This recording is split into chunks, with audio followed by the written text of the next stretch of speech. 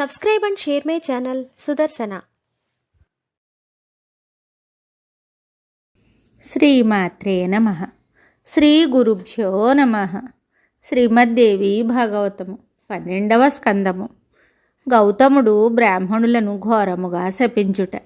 వ్యాసుడు చెప్తున్నాడు, రాజా, ఈ మాటలతో బ్రాహ్మణులను శపించిన తరువాత గౌతముడు నీటితో ఆచమనమును చేసెను. భగవతి గాయత్రిని దర్శించు అధికోత్సాహముతో దేవాలయానికి వెళ్ళాడు. అచ్చటికి వెళ్ళి అతడు మహాదేవి చరణములకు ప్రణమిల్లెను. పరమాదరణీయురాలైన దేవి కూడా బ్రాహ్మణుల ఈ కృతజ్ఞతను చూచి స్వయముగా తన మనస్సులో విచారమును వ్యక్తము చేయుచుండెను. ఆ సమయమున దేవి యొక్క ముఖ కమలము ఆశ్చర్యపూరితముగా కనిపించుచుండెను.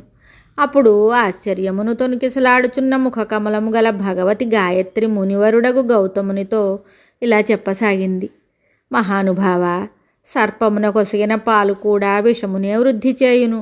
నీవు ధైర్యమును వహింపుము. కర్మగతి ఇలానే విపరీతముగా ఉంటుంది. దీని తరువాత భగవతి జగదంబకు నమస్కరించి మునివరుడగు గౌతముడు తన ఆశ్రమమునకు వెళ్ళిపోయాను.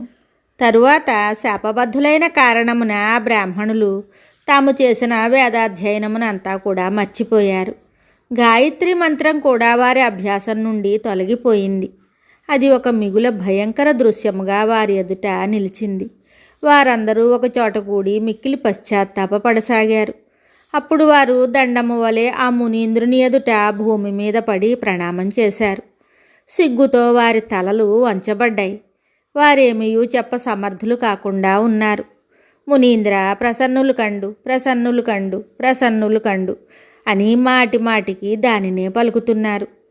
4 వైపుల నుండి వారు ప్రార్థించుచుండగా దయాళువగు ఆ మునీంద్రుని హృదయము కరుణతో నిండింది.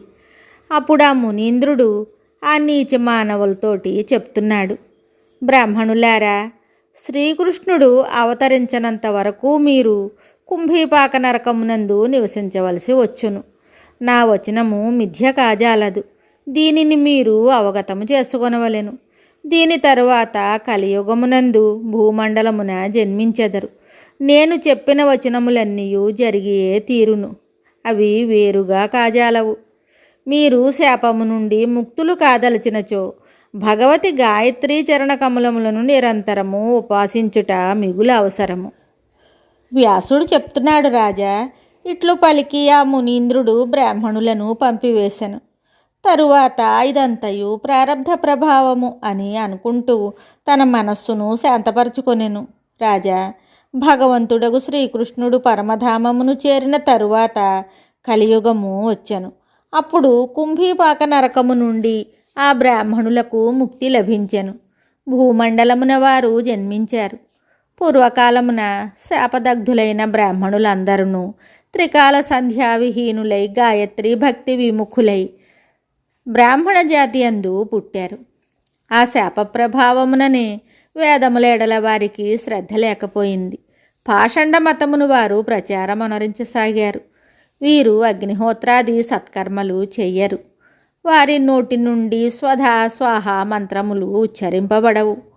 మూల ప్రకృతి అవ్యక్త స్వరూపిణి భగవతి జగదంబను గురించిన జ్ఞానము ఏమాత్రము వారిలో చాలామందికి ప్రాప్తించదు. వారందరూ దండనకు గురి అయి కూడా వారి వలన దురాచారములే ప్రచారమగును.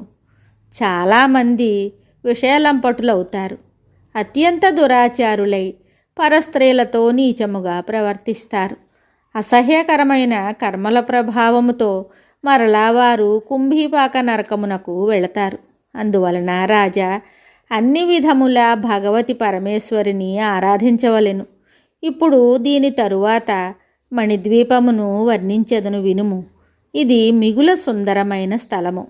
జగత్తును సృష్టించు ఆదిశక్తి భగవతి భువనేశ్వరి నివసించు దివ్యమైన పరమధామము. శుభం. Subscribe and share my channel Sudarsana.